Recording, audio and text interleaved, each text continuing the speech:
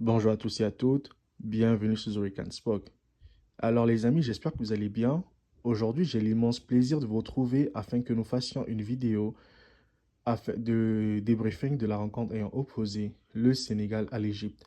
Comme vous le savez si bien, nous sommes en pleine Coupe d'Afrique des Nations, édition Maroc 2025.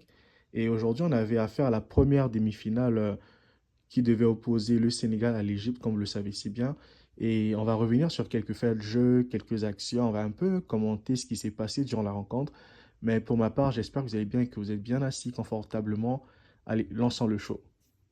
Alors les amis, aujourd'hui, on a vu une très belle rencontre du Sénégal face à l'Égypte. Ben, vous savez, on ne présente plus cette rencontre en fait.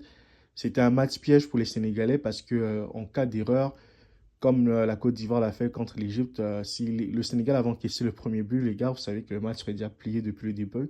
Et parce que cette défense égyptienne, franchement, c'est pas du football qui est produit là, mais c'est vraiment de l'anti-jeu qu'elle sait faire, c'est cette équipe égyptienne, parce que quand ils marquent en premier, les gars, ils défendent, ils se jettent au sol, ils perdent du temps, le gardien se couche n'importe comment, il crée qu'il a des crampes, ce genre de choses.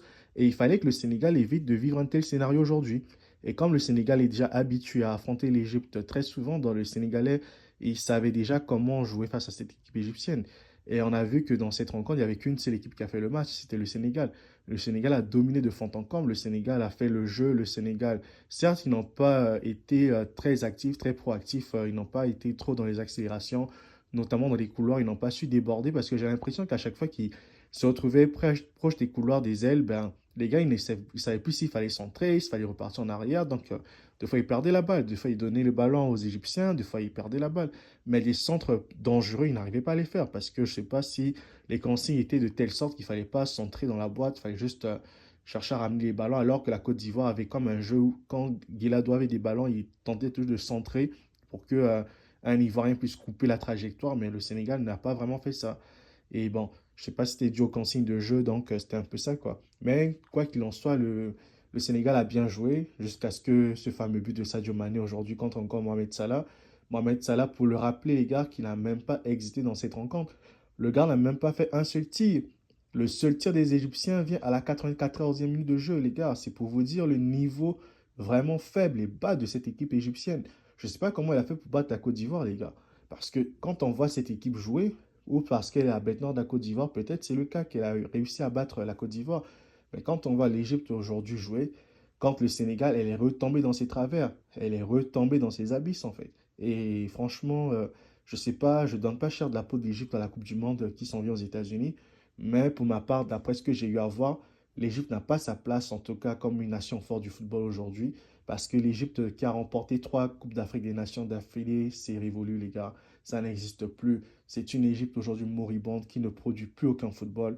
C'est une Égypte aujourd'hui qui est à l'agonie, même avec Osam Hassan à la tête de l'Égypte aujourd'hui. Un joueur qui nous a fait rêver, Osam Hassan, quand c'était capitaine de cette équipe égyptienne. De 2006 à 2010, les gars, l'Égypte a tout raflé avec Aboutrika. Aujourd'hui, on se rend compte qu'on a une équipe égyptienne qui n'a plus le niveau de jouer et malheureusement qui se repose sur des individualités, à savoir Marmouche, Mohamed Salah, et puis Achour qui est là aussi, et puis le gardien El Shenawi qui est un très bon gardien aussi, qui n'est plus à présenter. Mais le reste de l'équipe, les gars, ce n'est pas ça, c'est une équipe défensive. Je ne sais pas c'est quoi les consignes qui se donnent entre eux là-bas dans la sélection des Pharaons. Mais malheureusement, ça c'est pas beau à voir. Mais on a vu une équipe sénégalaise qui a produit son football, qui a joué, même si elle a joué avec des réserves, avec du frein. Mais l'équipe sénégalaise a quand même fait de son mieux. Elle a produit du jeu, les gars. Et c'est ce qu'on demande, en fait. Et pour la suite, le Sénégal en finale, est-ce que le Sénégal va tenter de gagner une deuxième Coupe d'Afrique des Nations?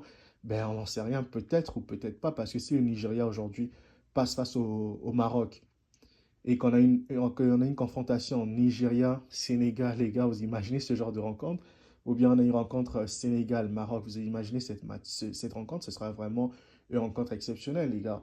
Mais moi, vu le niveau du Nigeria contre l'Algérie, je miserais plus le Nigeria, les gars. Je verrais plus une finale Sénégal-Nigeria, les gars. Ça, c'est moi, hein, c'est mon avis d'après ce que j'ai vu contre l'Algérie. Et si le Nigeria reproduit le même football qu'il a fait contre l'Algérie aujourd'hui, ben, il n'y a aucune chance que le Maroc passe en fait et nous assistera à une finale Sénégal-Nigeria. D'où la question est de savoir est-ce que Sadio Mané va-t-il parvenir à porter encore une deuxième Coupe d'Afrique des Nations? Et on oublie aussi la blessure de Kalidou Koulibaly, mais son remplaçant Mamadou Sarr, qu'est-ce qu'il est formidable ce joueur. Qu'est-ce qu'il est excellent, les gars. Franchement, le Sénégal aujourd'hui a une équipe de Dream Team, les gars. Je me dis, la Coupe du Monde qui s'en vient, le Sénégal-France, Sénégal-Norvège, est-ce que les gars vont savoir à qui ils auront affaire? Parce qu'ils vont jouer les Sénégalais. Les Sénégalais aujourd'hui sont très bons. Ils ont un très bon football. Tous ceux qui rentrent, Crépin Diatta, tous ceux, les remplaçants, ils sont au niveau. Même le jeune Diouf, là, mais il était Mohamed Salah dans la rencontre, les gars. Les défenseurs centraux, ils sont formidables. Edouard Mendy, il est quand même bon. Il n'est pas si excellent que ça, mais il est quand même bon, Edouard Mendy. Donc, et le milieu de terrain, les gars, est-ce qu'on en parle, les gars?